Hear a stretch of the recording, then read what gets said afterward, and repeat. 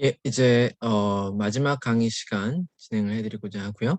그 질문해 주신 내용이 있어서 먼저 질의 내용을 답변을 드리겠습니다.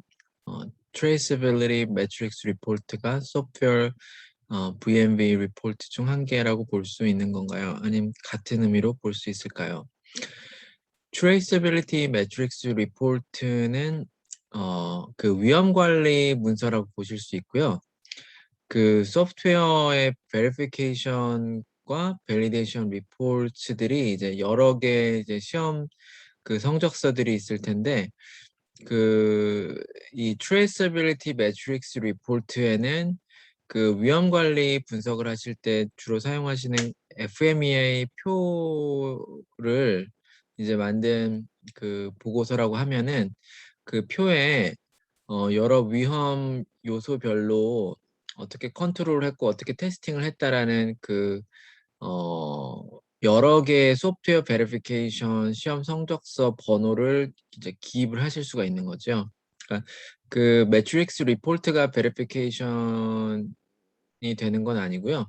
매트릭스 리포트는 리스크 매니지먼트 문서의 이제 보고서가 되는데 그 리스크 매니지먼트 표에 그 리스크 매니지먼트에 사용되어진 여러 가지 소프트웨어 베리피케이션과 밸리데이션 그 테스트 리포트 번호를 나열을 해서 그 전체적인 위험 관리가 추적 관리가 이루어지고 있다는 거를 그 예, 그 매트릭스로 나타내게 되시게 됩니다.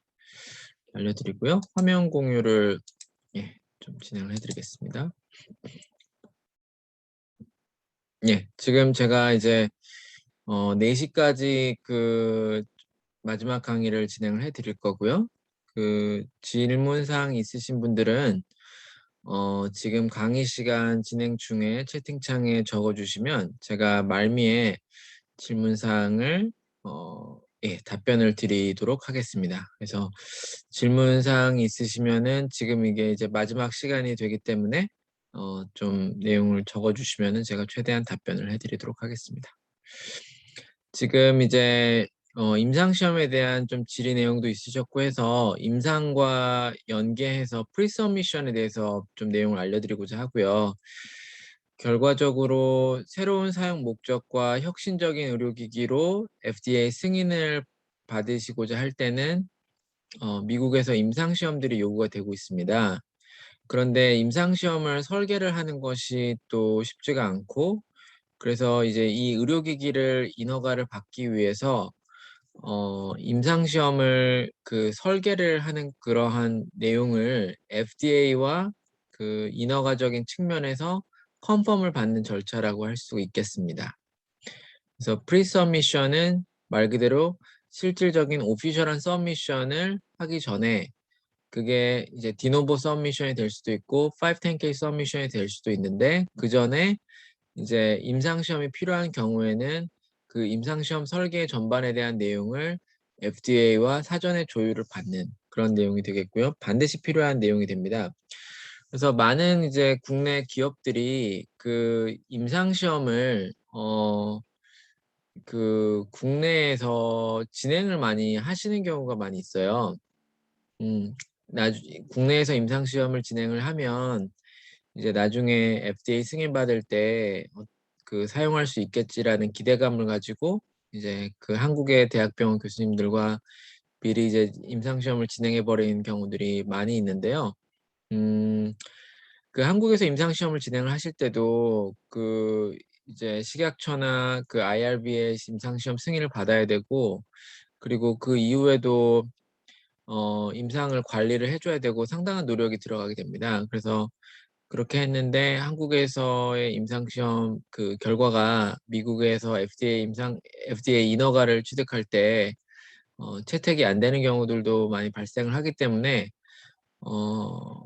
그 한국에서 임상시험이 이제 그 대학병원 교수님들과 이제 이미 협의가 된 사안일지라도 그러면 그 과연 임상시험 결과를 무슨 목적으로 쓰겠느냐라는 것에 대한 경영적인 검토가 필요합니다. 많은 경우에 대학병원 교수님들께서 임상시험을 하자고 하십니다.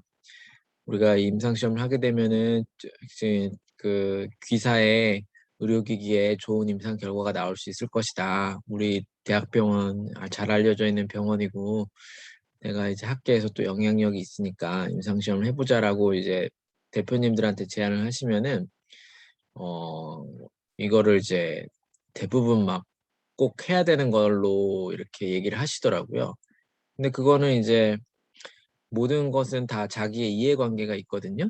그러면 이제 대학병원의 교수님들은 이제 교수님들의 평가를 받으시잖아요. 그 교수님들이 이제 그 교수님 직분을 이제 유지하시면서 평가받는 것 중에 중요한 평가 척도가 논문 발표잖아요.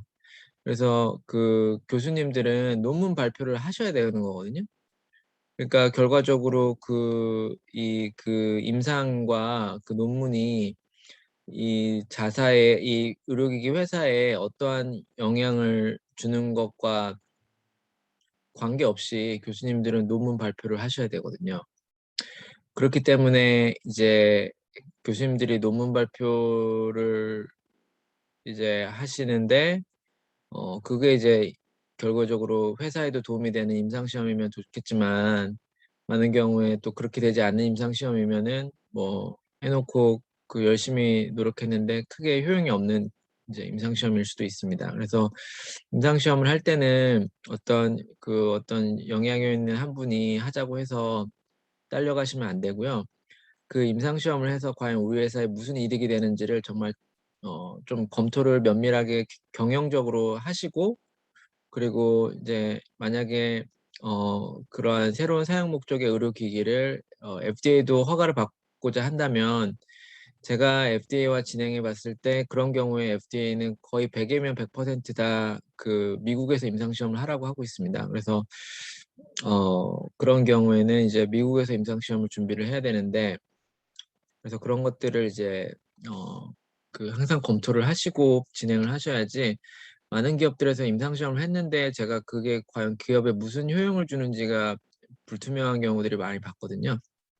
그래서 그런 것들을 잘 검토를 하시고 사업을 전개를 하시는 게 중요합니다.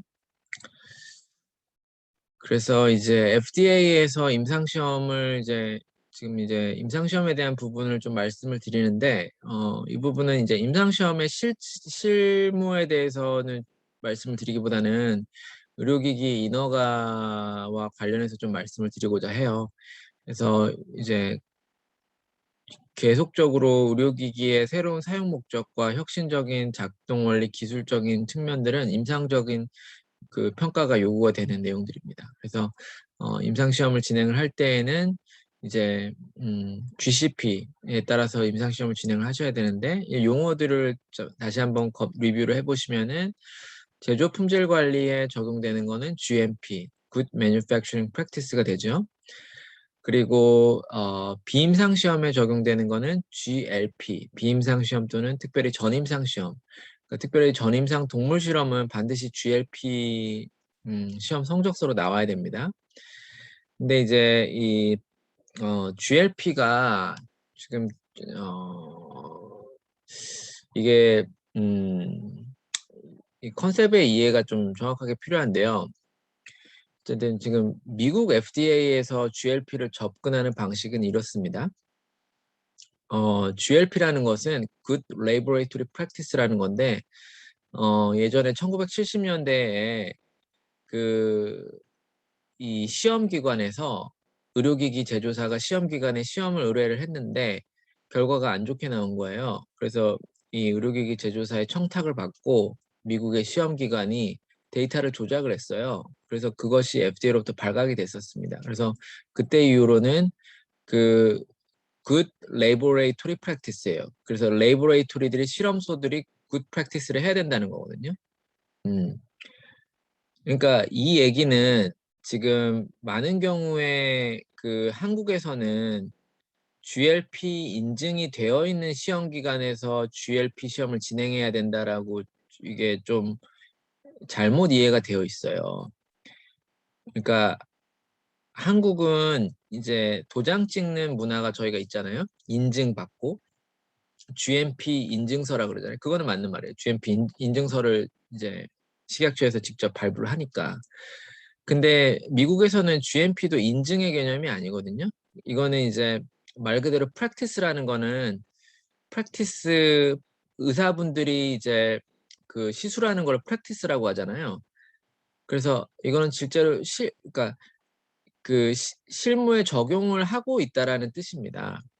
GMP도 Good Manufacturing을 practice, 우리가 실무에 적용하고 있다. 어떤 뭐 인증을 받는다라는 개념보다는 실무에 적용하고 있다. Good Laboratory를 실무에 practice 적용하고 있다. 그래서 그런 것이지 뭐 어떻게 그런 것은 계속적으로 실무를 해야 되는 거예요. 도장을 한번 찍었다고 해서 끝나는 게 아니거든요. 그래서 FDA에서는 이 GLP 레귤레이션에 따라서 성적서를 제출하라고 하는데, 그래서 그게 어떻게 되냐면은 그 이런 남사나 우시 시험기관에서 GLP 성적서를 받아보시면은 거기에 GLP 그 퀄리티 오디시라는 게 있습니다. 그래서 그 성적서를 시험기관에서 조작을 할 수도 있는 리스크를 컨트롤하기 위해서 그 제3자가 이 데이터를 이렇게 검사해보고 이거는 이제 그 감수 결과 문제가 없다 사인을 한 거거든요. 그 퀄리티 오디시라고 그 서류가 들어가 있어요. 그래서 그 퀄리티 오디시 들어가 있으면은 성적서가 GLP 성적서가 됩니다. 그래서 많은 경우에 그 지금 이제 이런 부분이 그 인허가 기관에서도 조금 이해가 정확하게 안 되어 있는 것 같기도 한데요. 식약처에서도 이런 요청을 하시는 것 같기도 하고 일본 PMDA에서도 이런 요청을 하는 경우들이 있는데, 그래서 남사나 우시에 GLP 인증서를 달라고 합니다. 그러면 남사나 우시에서는 공통적으로 어떤 답변을 하냐면 우리 시험소에 대한 GLP 인증서는 없는 거거든요. 왜냐면 FDA가 뭐 GLP 인증서를 발부하는 게 아니기 때문에, 다만 우리는 FDA가 규정한 GLP 규정에 따라서 제3자가 데이터를 오디트를 해서 우리가 데이터를 조작을 하지 않는 Good Laboratory Practice를 하고 있는 성적서라는 거를 그렇게 발부를 하고 있다. 그렇게 답변을 합니다. 그게 실제로 그렇게 하고 있고 FDA도 그게 FDA 규정이 맞는 건데, 한국에서는 어떤 GLP에 인증을 받은 시험기관, 그러니까 남사나 우시도 GLP에 인증 시험기관이 아닙니다. 그냥 GLP대로 시험을 해서 GLP에 적격한 성적서라고 발급을 해주는 거고요. 근데 이제 한국에서는 자꾸 GLP 인증 시험기관을 찾는 걸 많이 보는데, 그래서 그게 이제 좀 잘못 이렇게 이해가 되고 있는 걸로 보입니다. 그래서 그 부분을 그렇게 이해를 하셔야 된다는 걸, GLP의 개념이 또 뭐 GLP라는 어떤 인증받은 시험소에서 뭐 진행된 시험은 다 GLP 시험이 아니고 그 시험 자체가 GLP 기준대로 시험이 되어야 GLP 시험이라는 겁니다. 그래서 그런 거를 이제 그 이해가 필요한데, 그게 이제 잘못 이해가 된 게 되게 지금 좀 그렇게 만연해 있는 것 같고요. 굿 클리니컬 프랙티스도 마찬가지로 GCP에 따라서 시험이 이루어져야 되는 겁니다. 그래서 어떤 뭐 GCP를 도장을 찍어주는 기관이 있는 건 아니고, 뭐 FDA가 GCP를 그 운용을 하고 있는, 그래서 이게 이제 좀 차이가 있어요. 이게 이제 이렇다 보니까 FDA는 GLP나 GCP를 뭐 이렇게 인증서를 발부하고 있지 않은데, 지금 한국에서는 이런 GLP 인증을 받았던 시험소가 있다고 제가 듣고 있고, 그러면은 그 GLP 인증서를 누구로부터 발급을 받았는지 저는 좀 의문이 드는데, 그리고 또 GCP를 인증을 또 정부 기관으로부터 지금 한국의 임상시험 실시 기관들이 GCP 인증을 받고 있거든요. 그러니까 이게 이제 좀 미국 정부하고 한국 정부가 이제 접근하는 좀 방식이 좀 다른 부분이 있는 것 같습니다. 그래서 그런 것 때문에 이제 이게 조금 그런 부분들이 생기고요. 어쨌든 GCP는 그 클리니컬 프랙티스로 진행을 이제 해야 되는데, 이제 이건 이제 그 헬싱키 윤리 선언문에 따라서 이제 진행을 해야 되죠. 옛날에 이제 미국에서도 이렇게 거의 뭐 2차 세계대전에 마루타의 근접하듯이 사람들을 이제 빈민들을 대상으로 해가지고 임상시험을 막 진행을 했던 것들이 있기 때문에 그런 것들 때문에 이제 이런 GCP가 생겨나게 되었고요. 결국은 사람의 인권을 보호하는 것에 이제 임상시험의 윤리 가장 근본적인 목표는 그 임상시험을 참여하는 환자의 인권과 환자를 보호하는 것에 가장 큰 목적이 있습니다. 그래서 임상시험을 진행을 하실 때는 그 임상시험 환자의 동의서 내용이 아주 중요하고요. 그 환자가 자발적으로 동의를 해야 되고 그 환자가 임상시험을 참여를 하게 되는 위험을 충분히 이해를 하고 참여를 해야 되는 것이 GCP의 제일 중요한 근본 정신이라고 볼 수가 있겠습니다. 그래서 이제 FDA에서는 이제 그 IDE라고 임상시험을 관리를 하는데요. Investigational Device Exemption이라는 뜻입니다. Investigational Device라는 거는 이제 그 임상시험 의료기기라고 볼 수가 있겠죠. Investigational 아직 지금 검증을 거치고 있다는 뜻입니다. 의료기기. 그것을 exemption을 준다는 뜻인데 이게 무슨 말일까 조금 애매하죠. 그 얘기는 investigational device라는 거는 아직 승인되지 않은 의료기기입니다. 이런 의료기기는 미국은 이제 51개 주가 있는데 그 주마다 그 주를 이렇게 넘어가는 거를 interstate commerce라고 하거든요. 주 통상법. 그래서 그러니까 의료기기는 본질적으로 미국 국내 입장에서 볼 때는 의료기기의 시판이 승인됐다는 거는 이제 한국 기업의 입장에서는 이제 한국에서 미국으로 의료기기를 수출을 하는 쪽으로 생각을 하잖아요. 근데 미국의 자국 회사들의 입장에서는 어차피 미국 국내에 있는 회사들이니까 우리가 만약에 인디애나라는 주에 있다면 회사가 그 제품을 승인을 받아서 주 상호 간의 그 상업적인 활동을 하는 것에 대한 승인을 받는 겁니다. 그게 이제 미국 시판 승인의 근본적인 정신이고요. 그렇기 때문에 investigational device는 일반적으로 이 미국의 고속도로를 많은 경우에 interstate highway라고 부르는데요. 그러니까 이제 예를 들어서 경상도와 전라도를 잇는 고속도로가 있다면은 그게 이제 interstate highway라고 할 수가 있겠죠. 그러면은 investigational device에 대한 exemption을 받은 제품은 원래는 줄을 넘어가면 안 되는데 그 줄을 스테이트 커머스를 할 수 있는 면제를 해준다는 뜻입니다. 그래서 그게 이제 법리적으로는 이제 그런 의미를 갖추고 있다는 내용이고요. 그래서 investigational device exemption.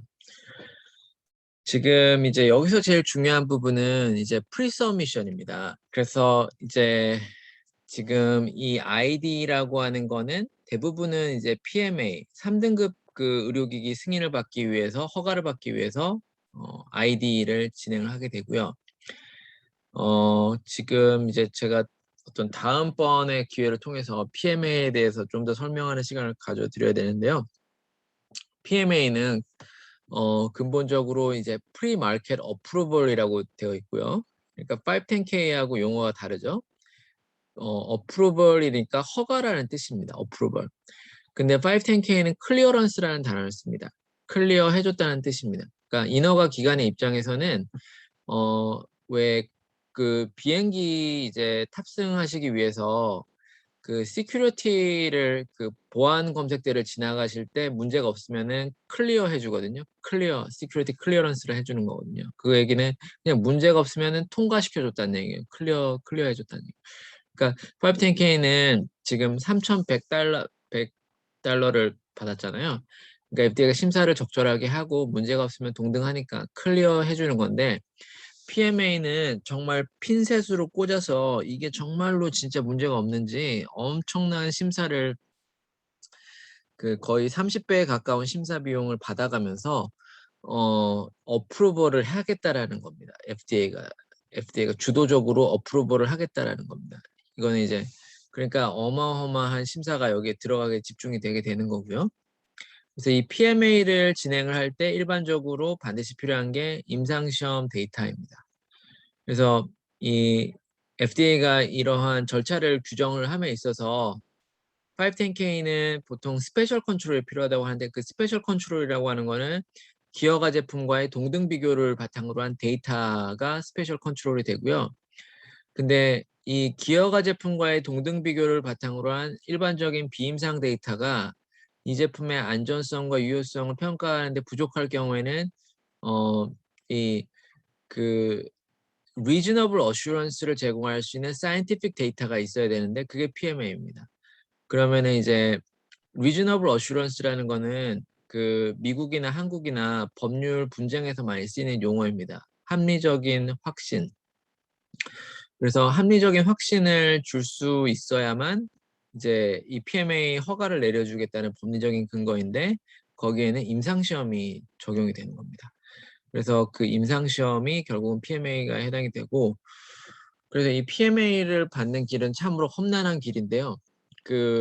이 결과적으로 FDA가 어프로벌이라는 단어를 썼지만 또 FDA도 정치적인 부담을 지지 않기 위해서 어프로벌을 FDA가 직접 하지 않습니다. 이제 마지막에 PMA를 진행을 하시게 되면은 이제 FDA가 요청한 보안 내용들을 이제 대부분 이제 정리가 되었다면 가장 최종은 이제 패널 리뷰를 거칩니다. 그래서 PMA에서는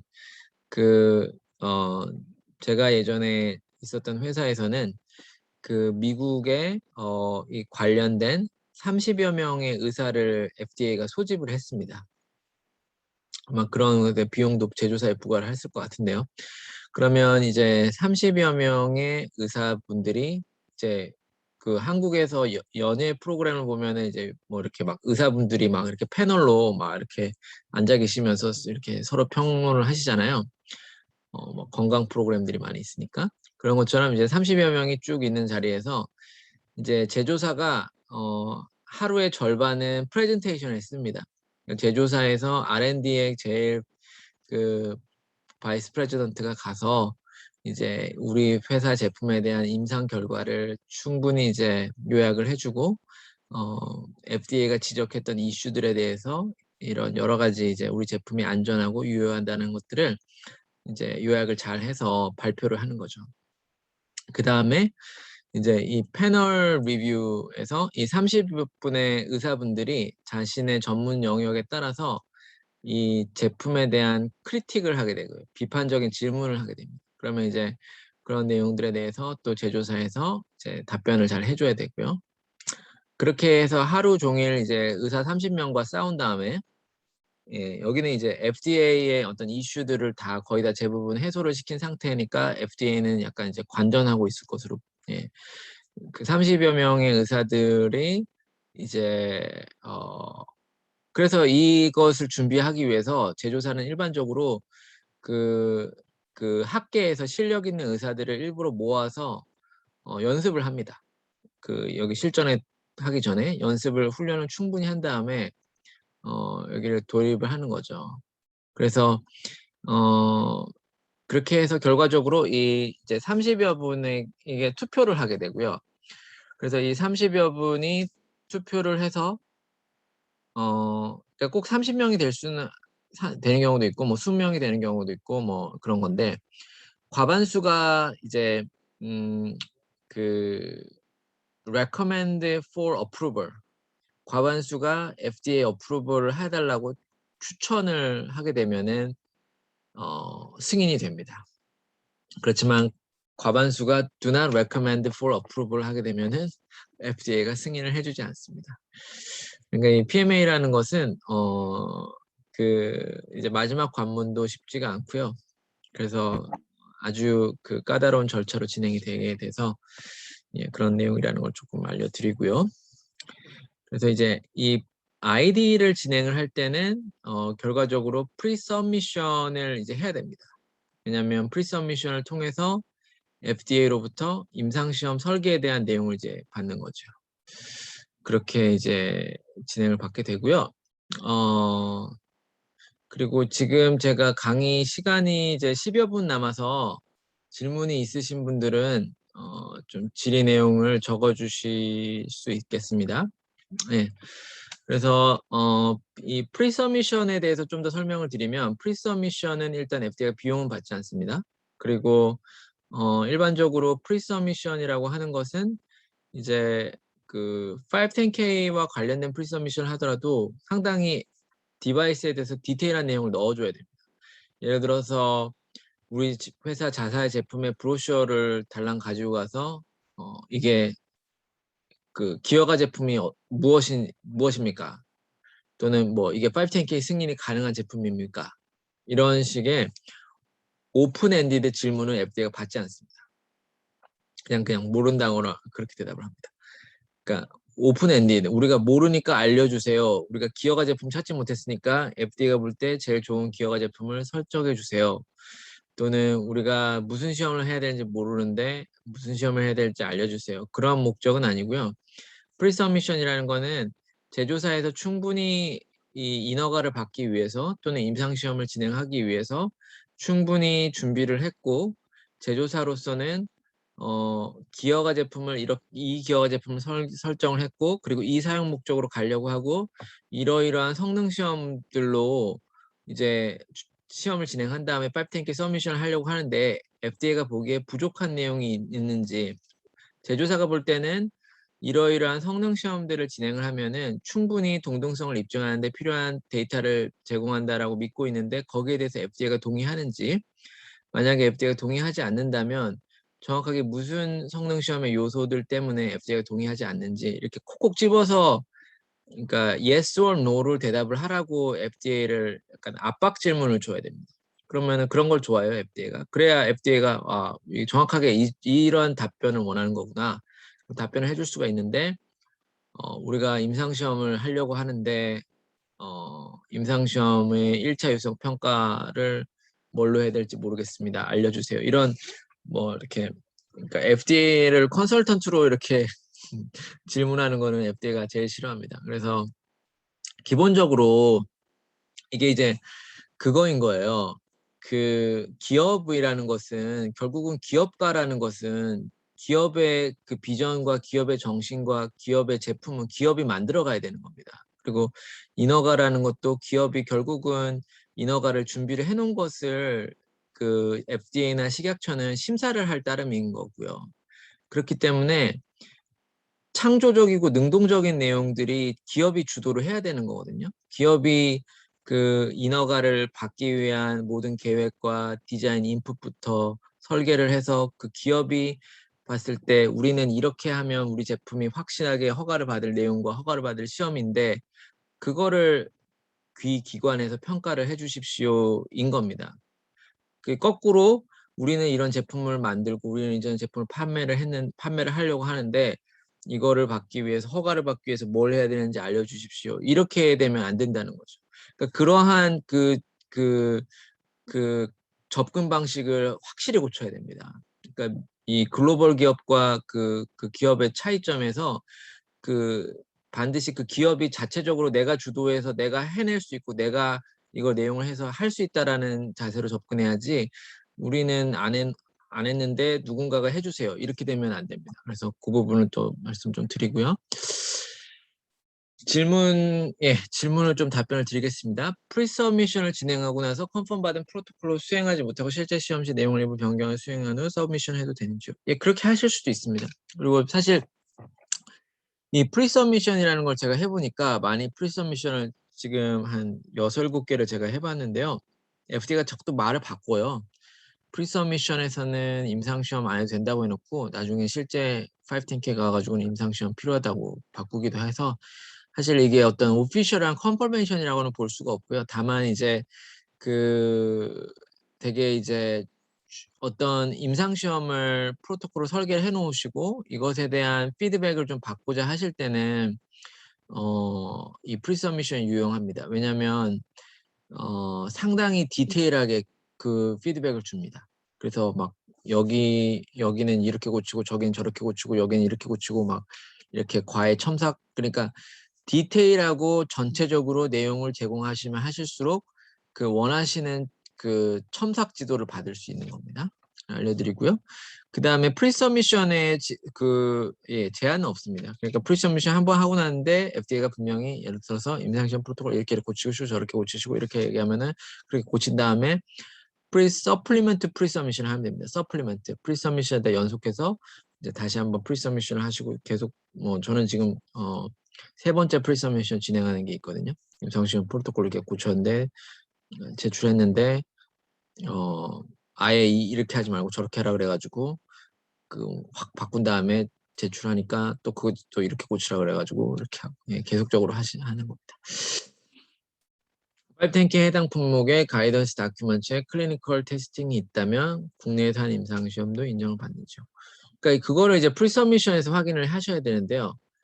예, 그러니까 그 FDA는 지금 제가 해보니까 근본적으로 미국에서 임상시험 하는 거를 가장 선호하고 가장 요구하고 있고요. 그리고 외국에서 진행된 임상시험을 그게 인정이 안 되고 있어서 그러니까 무조건 인정이 안 되는 건 아니고 그 의료기기의 특수한 어떤 치료 방법에 따라서 달라집니다. 그래서 어떤 인종적인 차별이 영향을 줄 수 있는지 해부학적인 구조가 이제 한국인과 뭐 다인종 간에 어떤 차이가 있는데 그게 의료기기와 어떤 연관성을 갖는지 그리고 그 의료기기가 뭐 전통적인 의료기기이면은 뭐 미국의 의사나 한국의 의사나 문제가 없는데 새로운 의료기기이면은 특히 뭐 복잡한 장치나 이런 경우는 유저빌리티가 끼잖아요. 그러면 이제 미국에서 임상시험을 해야 될 가능성이 높습니다.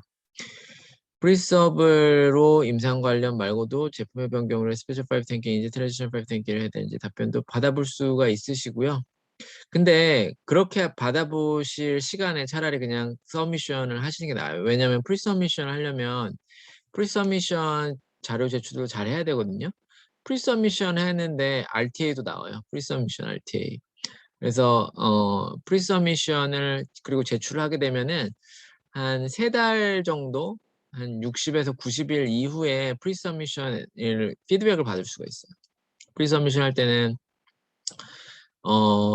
리튼 피드백을 받고요. 그리고 그 다음에 미팅을 할 수가 있는데 지금 코로나 환경이기 때문에 대부분 텔레컨퍼런스 미팅으로 1시간을 진행을 하고요. 근데 사실 뭐 텔레컨퍼런스 미팅은 제가 정말 누누이 강조해드리지만 프리서미션 하시는 회사들은 크게 중요성을 안 하셔도 됩니다. FDA하고 1시간 미팅하는 거니까 너무 이렇게 중요하게 생각하셔가지고 코로나 팬데믹 전에는 모든 회사들이 다 미국까지 오시겠다고 하시거든요. 그 비행기 타고. 그러면은 이제 물론 그렇게 그때는 대면 미팅이 가능했었는데 전혀 불필요한 거거든요. 1시간짜리 그리고 이제 FDA 입장에서는 프리서미션의 심사비를 안 받고 공짜로 서비스를 주고 있거든요. 그래서 이렇게 막 그렇게 막 제가 1시간 미팅들을 해보니까 그렇게 별로 도움이 많이 되는 건 아니고 리튼 피드백을 받아요. 그 질문한 것에 대해서 FDA가 리튼 피드백을 주는데 그게 되게 도움이 많이 돼요. 그 미팅보다도. 그래서 제발 이렇게 비행기로 막 그 돈을 거기다 쓰시면서 그렇게 하지 마시고 아무 의미가 없습니다. 미국 글로벌 기업들은 제가 예를 들어서 텍사스 달라스에 있을 때 FDA가 프리서미션 한다고 하면은 그 FDA가 메릴랜드 실버 스프링 도시에 있거든요. 거기까지 가겠다고 하는 회사는 아무도 없습니다. 그냥 귀찮고 번거롭고 그냥 미팅 1시간짜리 빨리 텔레컨퍼런스를 하면 되는 거고요. 그런 내용들을 알려드리고 그러니까 이게 프리서미션을 하게 되면은 결국 3달 정도 시간이 걸리는데 스페셜 510K 심사 기간이 3달이거든요. 네, 90일. 그러니까 지금 이제 스페셜 510K 심사 기간이 30일이죠. 네, 트랜지셔널 510K가 90일이고 그래서 시간을 아끼시려면은 차라리 그냥 트랜지셔널 510K를 제출하셔도 돼요. 왜냐면 이제 스페셜 510K는 심사 기간이 30일이다 보니까 뭐 좋으면 좋을 수도 있지만 이게 막 보안 해결해야 될 것도 많고 이러면은 너무 빨리 진행될 수도 있거든요. 그래갖고 또 승인이 안 될 수도 있으니까 차라리 좀 30일하고 90일 2달 차이가 막 그렇게 막 그런 거 아니잖아요. 그래서 트래디셔널 510K를 진행하실 수도 있습니다. 지금 임상시험도 컨설팅을 뭐 진행을 해드리고도 있습니다. 그래서 일단 알려드리고 추가적인 질문이 또 있으실까요? 예, 추가적인 질문이 이제 없으시면은 저는 이상으로 그 한국 의료기기 공업 협동조합에서 이제 주관하는 그 양일간에 걸쳐서 FDA 그 의료기기 인허가 전략 및 심화 과정을 그 강의 내용을 마쳐드렸고요. 예, 그 강의 내용을 잘 청취해 주셔서 감사드립니다. 그래서 저는 이제 또 이게 자정 시간이 돼 가지고 내일은 또 준비해야 될 것 같고요. 또 주말 시간 남은 이제 문항들 푸는 시간이 있는데요. 질문지 잘 답변해 주시고 또 제가 여러 가지 좀 많이 강조해 드린 내용이 있는데 저도 뭐 이렇게 비판적인 입장에서 강조를 해 드렸다기보다는 조금 이제 제가 이렇게 강조를 해 드려야지 기억에 남으시기 때문에 좀 꼭 기억해 주셔서 이 글로벌 기업들에 빨리 따라잡으셔서 탑 20 기업에 많은 한국 기업들이 올라올 수 있기를 바라면서 강의를 해 드렸습니다. 그러면 이상으로 K바이오솔루션 대표 강경윤이었습니다. 다음번에 또 인사드리겠습니다. 감사합니다.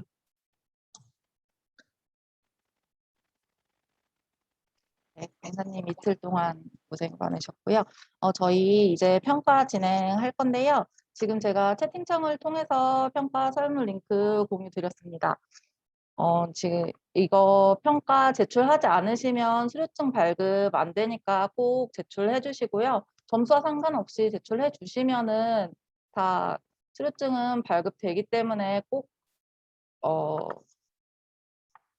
제출해 주시길 바랍니다. 4시 30분까지 평가 제출해 주시면 되고요. 평가 제출은 한 번만 해주시고 종북 제출하셔도 처음 제출하신 걸로만 인정이 되기 때문에 한 번만 꼭 해주시고 이제 수료증 같은 경우는 다음 주 중으로 제가 개별 메일로 송부 드릴 예정입니다. 다음 주 금요일까지 혹시 못 받으신 분 있으시면 그 다음 주에 저한테 연락 주시면은 제가 확인을 해서 혹시 누락됐거나